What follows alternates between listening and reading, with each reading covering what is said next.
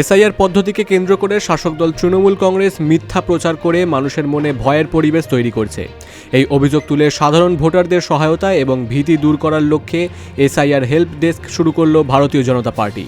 বিজেপির নেতৃত্বের দাবি, অতীতে বহুবার এসআইআর প্রক্রিয়া হয়েছে এবং এটি কোনো ভয়ের বিষয় নয়, কিন্তু শাসক দল এটিকে রাজনৈতিক হাতিয়ার হিসেবে ব্যবহার করছে। তাই মানুষের মন থেকে এই ভয়ের পরিবেশ দূর করতে এসআইআর সংক্রান্ত যে কোনো বিষয়ে সাধারণ মানুষকে সহায়তা প্রদান করার জন্য ডায়মন্ড হারবার সাংগঠনিক জেলার পক্ষ থেকে এই বিশেষ উদ্যোগ নেওয়া হয়। এই শিবিরে উপস্থিত ছিলেন জেলার সহসভাপতি পিন্টু ভট্ট, মণ্ডল সভাপতি মোহন মণ্ডল, বিজেপি নেতা অসিত বাগ ও অন্যান্য কার্যকর্তারা।